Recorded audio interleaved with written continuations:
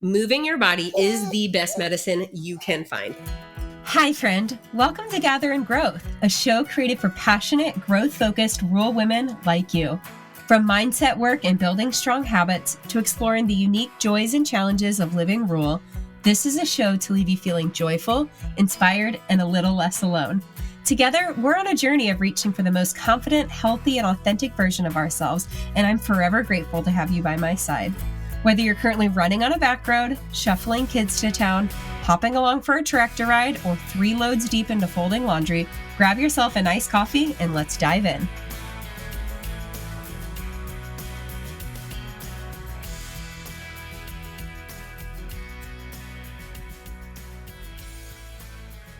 Hello, and welcome back to Gather and Growth. I am joined by a tiny little sidekick who has napped very much today.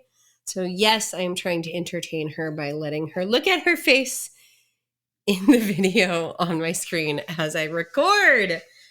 Today is my first day of half marathon training. And so today, in the spirit of doing things with friends, I am here to talk you into, okay, maybe running a half marathon, maybe not, maybe something else. But in general, some of the reasons that I think signing up for something that scares you, specifically an endurance challenge like a race, whether it's a 5K or a 10K or a half or a full marathon, or one of those mountain climbing things, or some sort of group relay situation, why doing that is so stinking cool and why you should consider it as something to put on your list.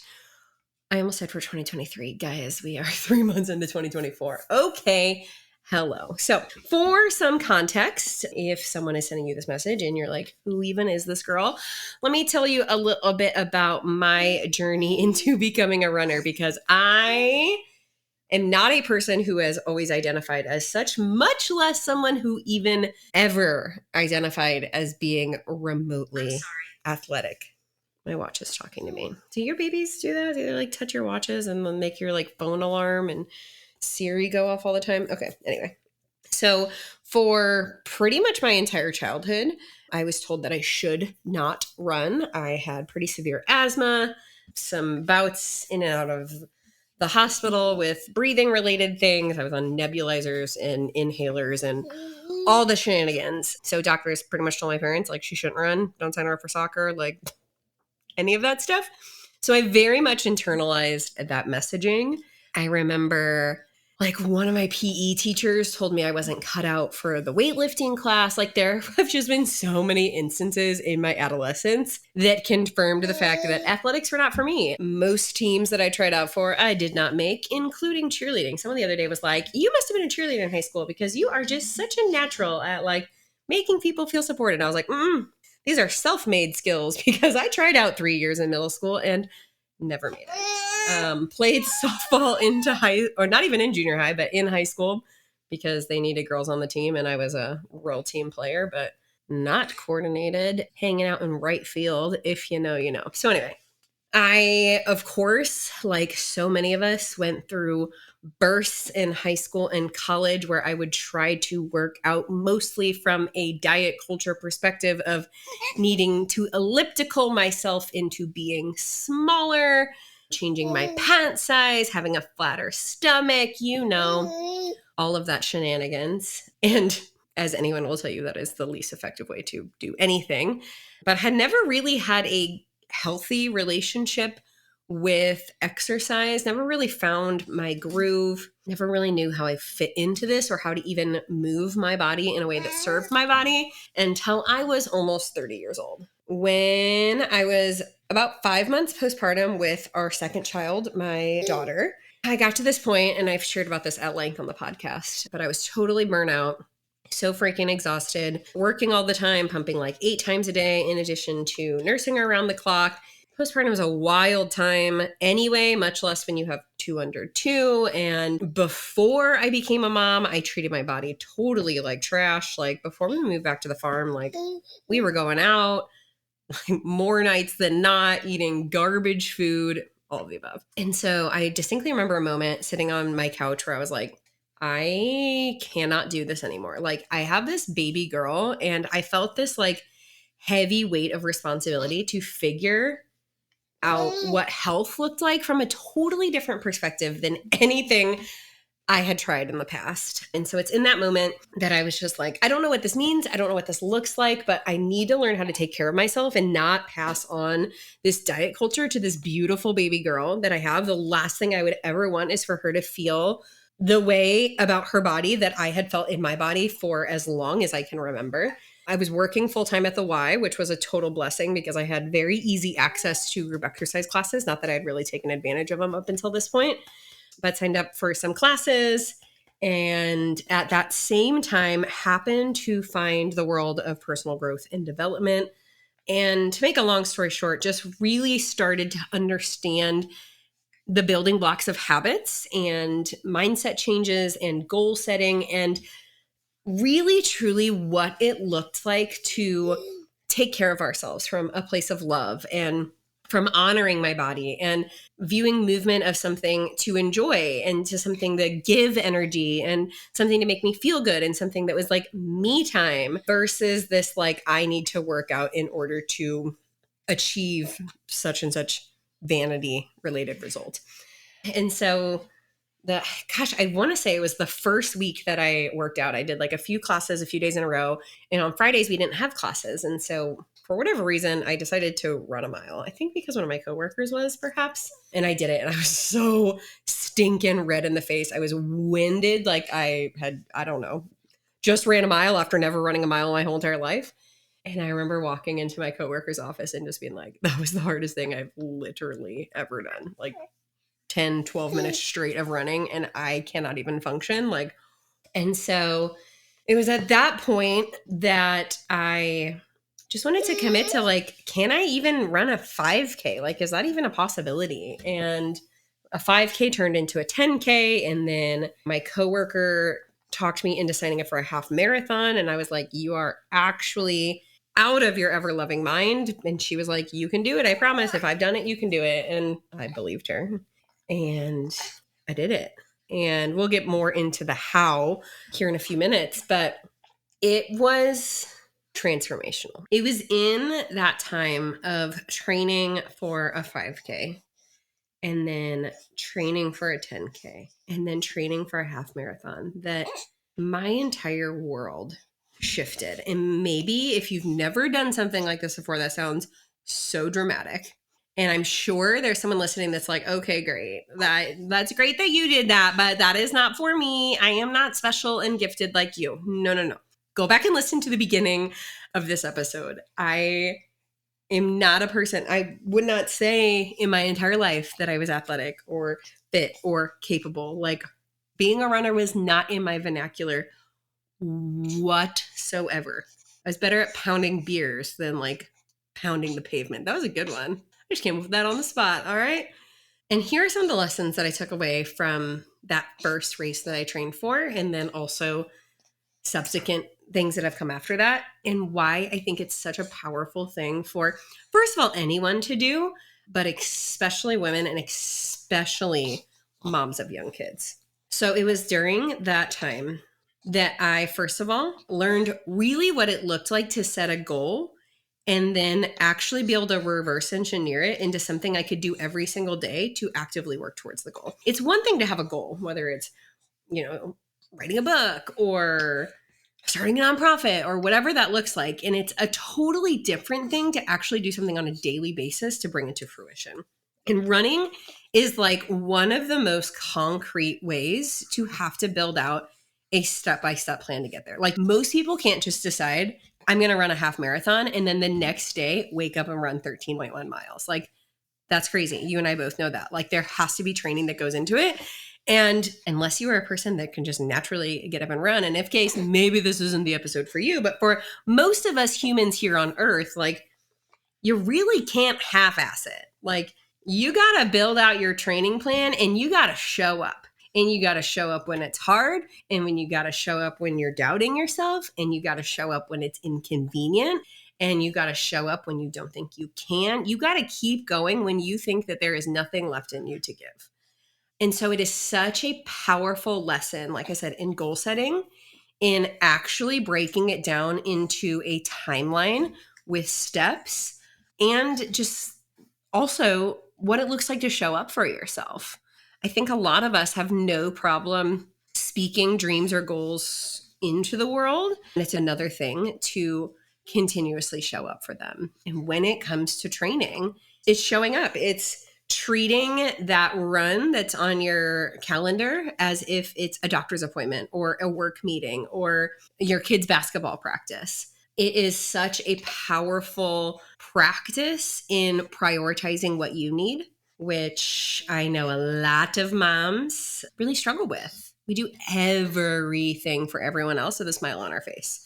We bend over backwards to get everyone where they need to be, pack all of the things, like shift our lives around for what they need. Gosh, especially you want to talk about being a farm wife and busy seasons, that oftentimes what we need, if we can even conceptualize it, is pushed aside. And when you are in a training cycle for an endurance type race, you have to learn how to say, this is important to me. Here's how I need help. And whether that's with your spouse, whether that's with a neighbor, whether that's with your in-laws, whether that's with a friend, like you have to know what your priorities are. And if the way life is going doesn't meet them, then you have to figure out how to adapt to make your priority a priority. And you have to learn to be okay with asking for help.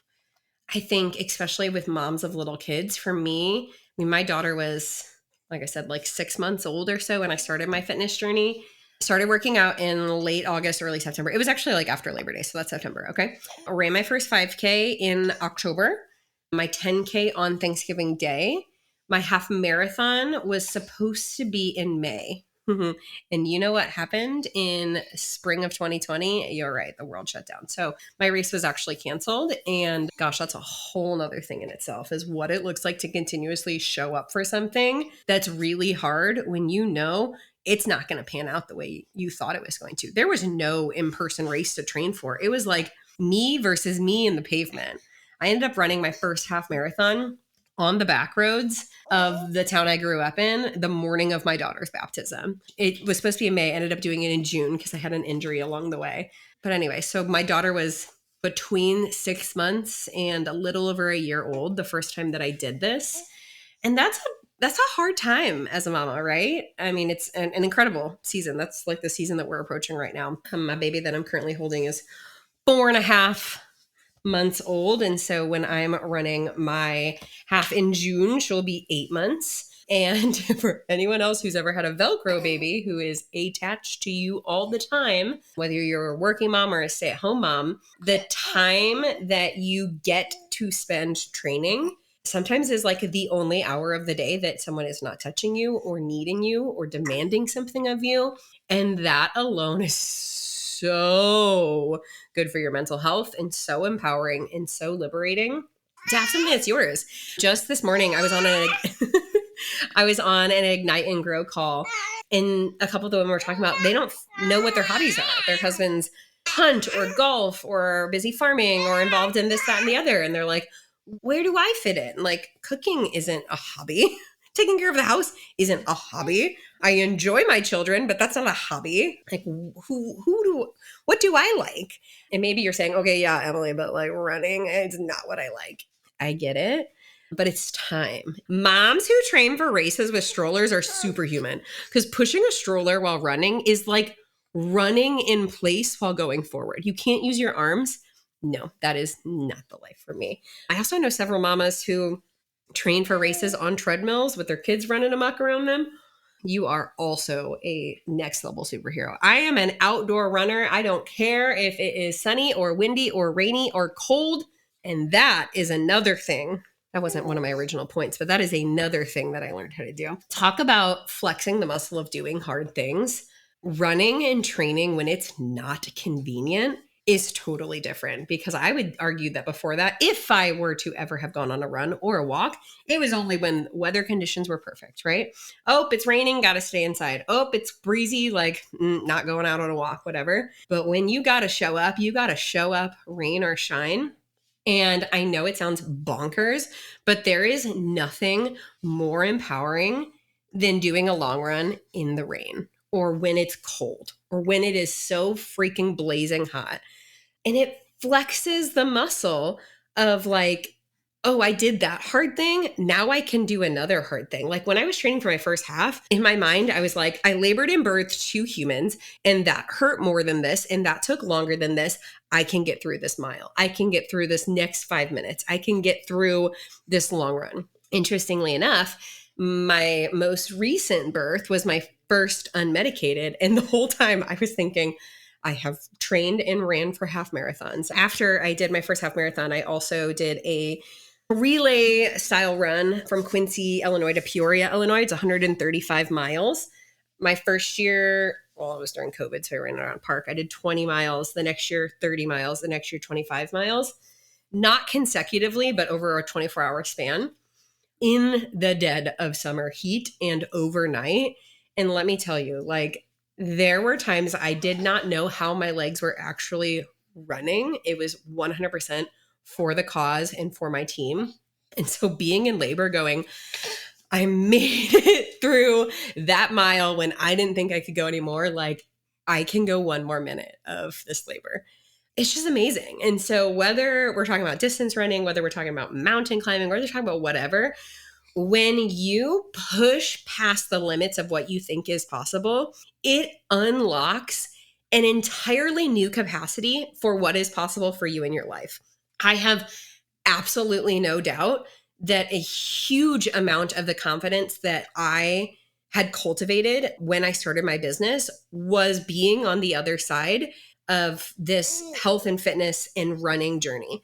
Because it was like, well, I didn't know how to run a half marathon, and I figured that out. Sure enough, I can figure out how to share online. Well, I didn't know that my body could carry me for 13.1 miles in the heat of the summer, and it did. So surely my brain can bring X, Y, and Z to life. Like, even when I think about our house flooding over the past couple of months, like, I am so stinking proud of the way that Andrew and I handled that. And I've said that before on the show. But that came on the other side of doing hard things repeatedly over the last few years on purpose. Like, the muscles of grit and tenacity don't come from nowhere. They come from doing hard things, getting to the other side of it, and feeling so freaking proud of yourself and triumphant. The number of women that I know that struggle with seeing any value in their accomplishments or feeling pride around the things that they've done or giving themselves credit for where they're at and what they've accomplished. Like, running forces you, I keep talking about running, but really any kind of endurance, physical endurance training forces you to set micro goals and crush them, and then celebrate them, and then move on to the next thing.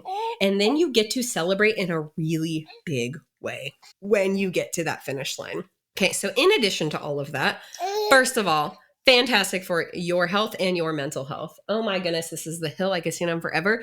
Moving your body is the best medicine you can find. Long before I started therapy, running was my therapy. And it's because when you are alone with your thoughts and you learn to get comfortable with yourself for the first time, I'm not going to lie, I think running was one of the first times that I had spent that much time alone actually thinking and allowing myself to think about the things that I was thinking about and processing and feeling. Like, I am so grateful that I was training for a race in the height of COVID, because when I was feeling stressed, when I was feeling anxious, when I wasn't sure how it was going to turn out, when I didn't have all the answers, when the world was topsy-turvy crazy, I was out on the road listening to music, listening to podcasts, listening to myself, and just like, it's like a meditation. Like, there is legit brain science behind the way our minds clear, not only when we move, but especially when we move in forward motion, whether it's walking or running or swimming or whatever. There is, on a granular level, something healing that happens in our bodies and in our minds when we are moving. Of course, physical health. Let's be honest. It's so funny. Like, I already talked about like how warped diet culture affected so many of us, but once I stopped caring what I looked like and I focused on I'm training and I want to feel faster. I want to get stronger. I want to feel healthier. I need to have energy for my next run. I need to get good sleep. I need to hydrate appropriately. Like, once my focus for what I was doing with and to my body was related more to energy and feeling and strength and stamina and speed, and then I was doing things that improved all of those other benchmarks, wouldn't you believe it? The body that I could not have even dreamed of is what was the result of it.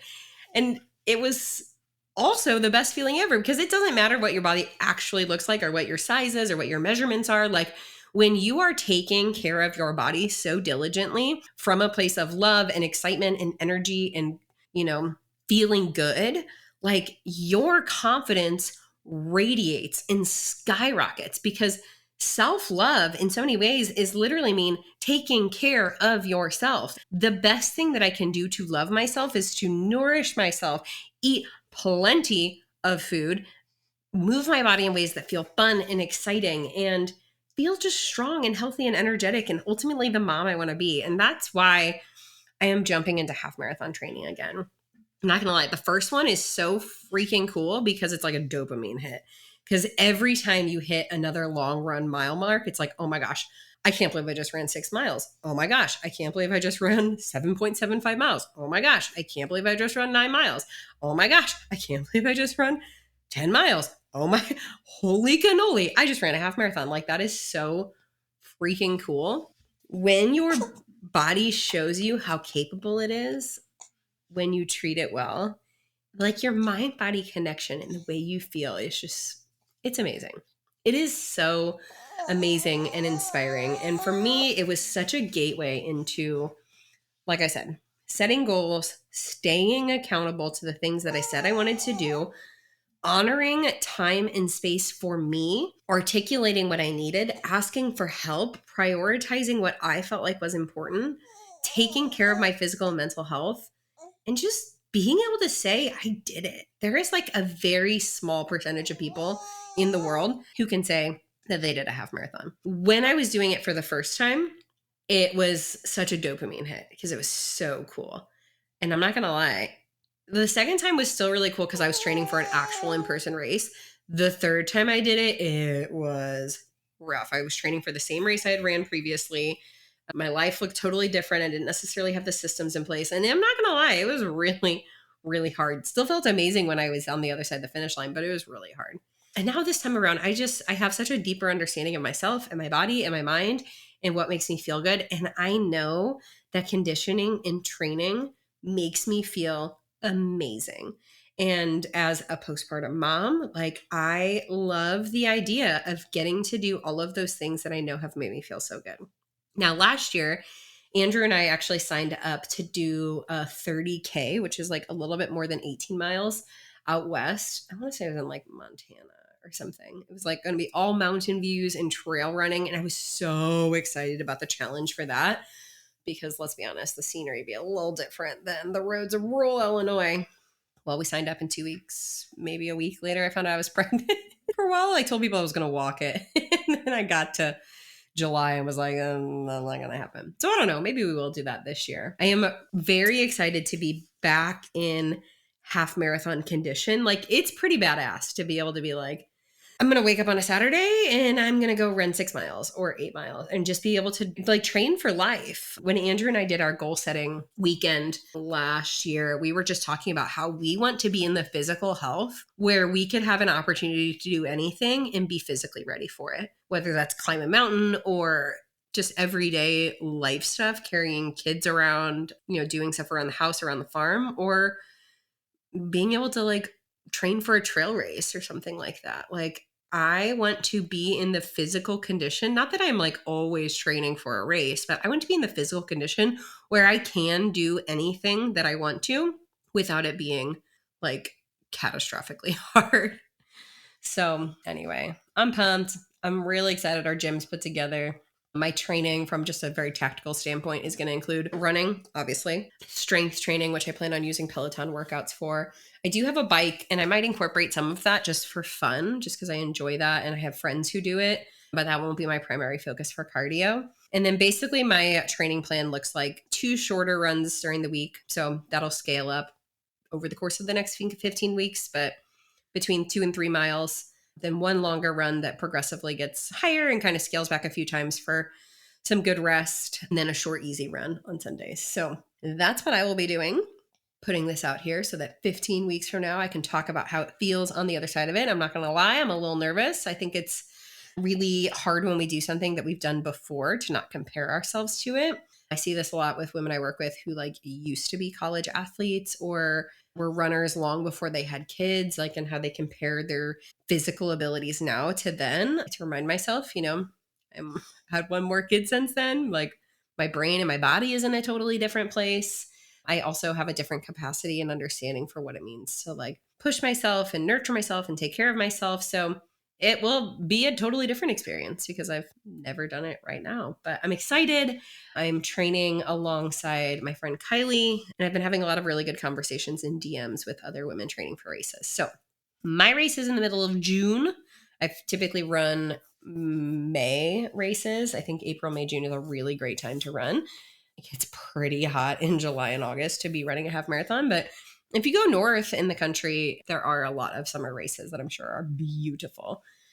So if you have any questions, I am certainly not a running coach. I am just a chick on the internet, but I'd be happy to bestow any information to you that I can that would be helpful. And I would love for you to experience what it looks like to train for something. And we could hang out and do it together. Another thing I'd really like to do in the future, there's an endurance challenge where they basically travel to different like mountains, I'm sure around the world, but even in the country, and they measure out the equivalent of like climbing to base camp in Everest. And you have a certain amount of time to like go climb up the mountain, and then they like cart you back down and so on and so forth. I think that would be really cool. When I was like 4 or 5 months postpartum with my first, so my friends and I did the like shorter Tough Mudders. It was like 5 miles. I walked most of it. Oh God, it was so hard. The cool thing about the Tough Mudder, especially like the 5K ones, is like it's mostly team effort. Obstacles, like I had no ounce of body strength. I couldn't have done any of it by myself, but it was like the guys and just other random people. That was really fun. I would love to be in the condition to be able to do a full Tough Mudder. Maybe that's something I'll look at doing this fall. I don't know. Anyway, maybe I convinced you to do this, or maybe you still think I'm crazy, but I think that the number one reaction is, oh, I could never do that. She must be built different. And I promise you that I am not. I am not. And any evidence of the way it might look easy for me now or natural for me now has been honed in the first time that I did this. So you can do it. And you do not even have to be a runner now. You don't even have to have been able to run 1 mile. All you got to have is the balls to say, this is going to be really hard, but I can do hard things and I can figure this out. And if she can do it, I can do it. I think that's one of the coolest things is to be able to see each other do really cool stuff and say, if she can do it, I can do it. And I promise that if I can do it, you can do it. Send this to someone that you feel like you could train for something alongside. And it doesn't have to be a half marathon, y'all. Train for a 5K. Okay? There's like 1.5 million Couch to 5K programs on there. And I promise you can run a 5K. And I promise if you run a 5K, you can run a 10K. I know that sounds crazy. Running math is not logical. But if you can run a 5K, then you can run a 10K. And if you can run a 10K, you can run a half marathon. And I know that sounds crazy because you're literally doubling mileage every time you do that. But once your body is in the condition to run for 30 minutes straight, it's literally just a matter of training to increase those miles. You get to the point that you're like, what's 10 more minutes, which is a whole nother mile. Then you're like, oh, what's 20 more minutes? That's 2 more miles. And I know it sounds crazy. I know it sounds crazy because I used to think it was crazy too. But if you can get to the point of running a 5K, you can run a half marathon. Now, a lot of people have asked me, will you run a marathon? And I'm not a never say never type of person, but like I have no interest in running a marathon. Not because I don't think I can, but because I don't actually want to dedicate that much time to marathon training because the long runs are hours and hours and hours long. And I don't want to. Maybe someday, but not right now. Not in this season of life. But for now, I'm going to train for my middle of June half marathon. And if you are in the same region as me and live anywhere near the St. Louis area, reach out and you can run alongside of us. Anyway, until next time, I am so forever grateful for you. Have I told you today how much I appreciate you? I'd like to imagine this was a meaningful backyard patio kind of chat between friends sipping LaCroix at sunset. If you enjoyed today's show, please take a screenshot to share or forward this episode to a friend. You can also find me at Emily Rushell over on social to continue the conversation. It's truly a joy to hear what tidbits and takeaways made an impact on your day. As always, all links and resources mentioned in today's episode can be found in the show notes listed below or over at emilyrushell.com. Special thanks to my podcast manager, Jill Carr, for the time and love she puts into producing Gather and Growth for this community. What a blessing it is to be on this personal growth journey together. Forever grateful for you.